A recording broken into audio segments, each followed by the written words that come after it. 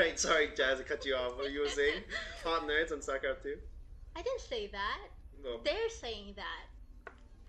Alright, so we do once again are on Scrap Station. I'm not going to read the chat because I'm just probably going to burst out laughing at just whatever. And so it's going to be HuiStorm here at the 12 o'clock position as the Teal Protoss, and the 2 o'clock position is going to be nGenStarhunt, and nGen's got to be very, very happy to fight a Protoss on Scrap because, if you were picking a match, this is what you'll pick. It seems like because Chakras was actually vetoed and Zelnagas was actually vetoed by Starhunter because he feels like Zelnaga seems to lag a lot, and he's like, no, I don't like that map. Let's veto that instead. And look at HuiStorm, they're like a boss biting every single key to the Nexus. Let's look at the Starhunt's like, no, just 2 or 3. Oh, actually 0. Oh, that's interesting. 0 for hatchery, 2 for hatchery as well, and 4. And he skips 3 altogether. Now, who is the player you were telling me before the cast that doesn't use hotkeys and still is incredibly good? ALT Jim Diddy. Yeah, like you were telling me that he doesn't even bind his army. Like it doesn't. So he'll go back to his hatchery. He'll mini-map click the hatchery, do his stuff, and then click back to his Zerglings and then reselect them. That's how he started playing. Like he didn't even bind his hatcheries, but after joining out, and Nirvana and all of them are like, you have to use control groups. And they finally made him like, okay, I'm gonna control 3 my hatchery and control 4 an overlord, but I'm still boxing all my units every time I need them.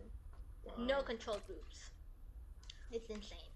And HuiStorm is just gonna be a complete jack-in-the-box once again, because I can't say whatever. And he's just gonna drop a pylon here as soon as it's pro. There we go. There goes the pylon once again, delaying that. But it doesn't matter that Starhunt is already going for early speedlings, and I think this could be really, really effective if he went for some kind of either 1 base or 2 base baneling push, because once the wall always has to be blocked off by a pylon early game, or you're just not going to finish that wall. And pylons just go down very quickly to speedlings, to banelings, sorry. And then early game, if you're going for any kind of 3-gate, 4-gate with warp gate technology push, by the time that push comes, you have 1 gateway and maybe 3 units.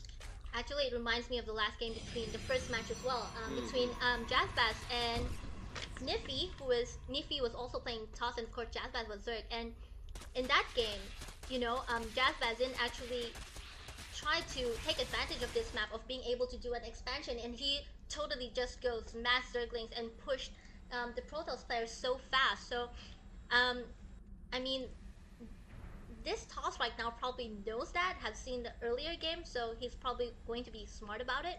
His placement is actually different, building placements here. So also, well, as you can see now, we have an expansion going in for the Zerg player. So I like how Starhunter plays, watching him.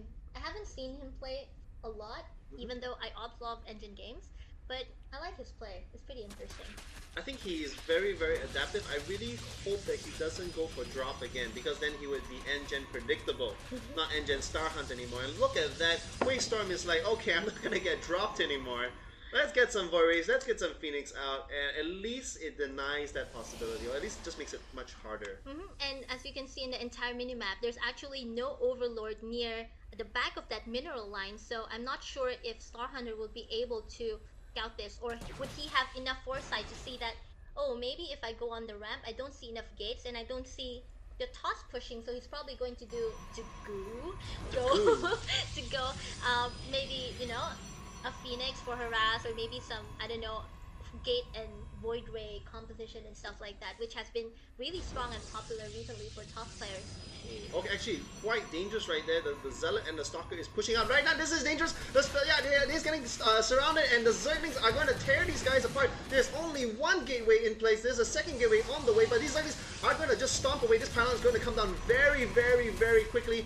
And I think that this DT rush, I think other people were talking about it, using the Phoenix to basically spot... Oh my god. What? As you can see there, those buildings going down, and we have the Protoss player just desperately trying to block that entrance. He is massing a lot of pylons here, and that Protoss, he doesn't have enough gold maybe, or minerals, to actually spawn a new building, and those Zerglings just stream into the Protoss base yet again. And actually, these guys need to finish down this game with his 8 health, and he does GG. The game is over, and wow, fast game. And look at us just talking about Stargates and whatever strategy that the Protoss player would be end up doing, and it's like one small mistake